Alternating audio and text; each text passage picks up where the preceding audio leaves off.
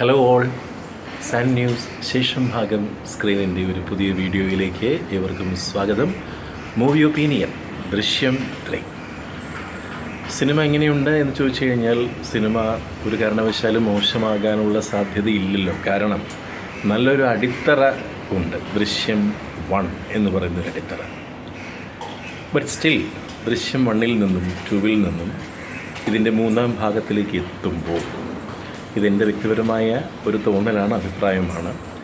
എനിക്ക് തോന്നിയ ഒരു കാര്യം, ദൃശ്യം 1-ലും 2-ലും ആ സിനിമയുടെ ഒരു മെയിൻ പ്ലോട്ട്, അതായത് ജോർജ് കുട്ടിയുടെ കുടുംബവും ആ കുടുംബത്തിലെ സംഭവങ്ങളും അത് അവർക്ക് ഉണ്ടാക്കുന്ന മാനസികമായിട്ടുള്ള ചില പ്രശ്നങ്ങളും അതിൻ്റെ ഒരു പ്രോഗ്രസ്സൊക്കെ നമ്മൾ, അല്ലെങ്കിൽ അതിൻ്റെ മാറ്റങ്ങളൊക്കെ 1-ലും 2-ലുമായിട്ട് നമ്മൾ കണ്ടിട്ടുണ്ട്. അതിൻ്റെ ഒരു കണ്ടിന്യൂഷൻ ഇവിടെയും കാണിക്കുന്നുണ്ട്. ആ സൈഡൊക്കെ ഓക്കെയാണ്.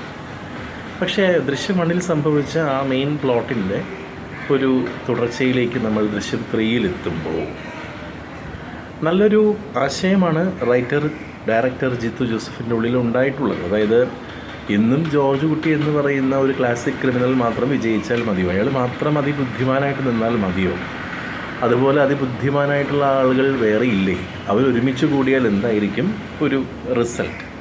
അതാണ് ഈ സിനിമ നമുക്ക് കാണിച്ചു തരുന്നത്.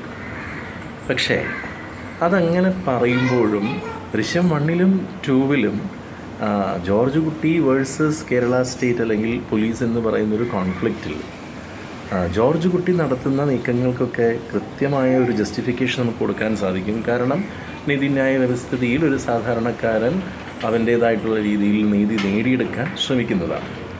ഇവിടെ അത് ഒരു പേഴ്സണൽ റിവഞ്ച് എന്ന് പറയുന്ന രീതിയിലേക്ക് വരികയും അതിനെ എതിർക്കാനുള്ള ജോർജ് കുട്ടിയുടെ ശ്രമങ്ങളുമാണ്.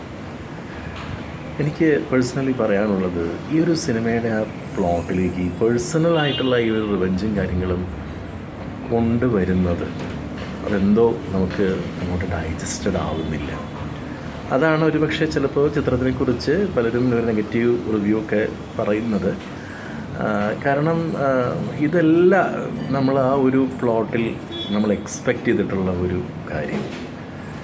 അപ്പോൾ അതുകൊണ്ട് ഡയറക്ടർ ജിത്തു ജോസഫ് സാറിനോട് ഒരു റിക്വസ്റ്റ് ഉള്ളത്, പടം അവസാനിക്കുമ്പോൾ അടുത്ത ഒരു സീക്വലിൻ്റെ ലിങ്ക് ഇട്ടുകൊണ്ടാണ് അവസാനിപ്പിക്കുന്നത്. അങ്ങനെ ഒരു പ്ലാൻ ഉണ്ടെങ്കിൽ ആ പ്ലോട്ട്, വരുണ്ട കൊലപാതകം, അത് തെളിയിക്കാൻ നടക്കുന്ന ശ്രമങ്ങൾ, അതിനെ ചെറുത്ത് തോൽപ്പിക്കാൻ ശ്രമിക്കുന്ന ജോർജ് കുട്ടിയുടെ നീക്കങ്ങൾ, അതിന് കുറച്ചും കൂടിയും ഒരു കാമ്പ് ഉണ്ടാകണം എന്നാണ് എൻ്റെ ഒരു പേഴ്സണൽ ഒപ്പീനിയൻ.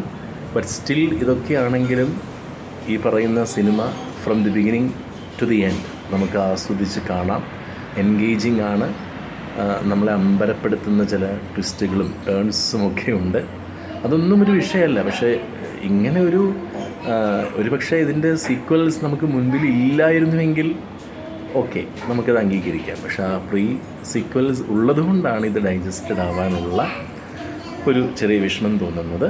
അപ്പോൾ അതുകൊണ്ട് 3 ഇങ്ങനെ പോട്ടെ, 4 പ്ലാൻ ചെയ്യുന്നുണ്ടെങ്കിൽ അത് വെറുതെ ഒരു സിനിമ എടുക്കാൻ വേണ്ടിയിട്ടാവരുത്. ആ കഥയ്ക്ക് അതിൻ്റേതായിട്ടുള്ള ഒരു കാമ്പ് ഉണ്ടാവണം ആ മെയിൻ പ്ലോട്ടിന്. ബാക്കി ഒന്നും ഈ സിനിമയെക്കുറിച്ച് പറയാനില്ല. കാരണം അഭിനേതാക്കളൊക്കെ വളരെ സീനിയറായിട്ടുള്ള ആക്ടേഴ്സാണ്. അവരൊക്കെ അതിഗംഭീരമായിട്ട് തന്നെ ചെയ്തിട്ടുണ്ട്. അതിൻ്റെ ടെക്നിക്കൽ സൈഡും ഡയറക്ഷൻ വൈസും ഒന്നും നമുക്ക് വേറെ പറയാം. അതൊക്കെ ഓൾറെഡി പ്രൂവൺ ആയിട്ടുള്ളൊരു സിനിമയാണ്. Anyway, it's A good theatre watch. So watch it in theatres. ശേഷം ഭാഗം സ്ക്രീനിൽ.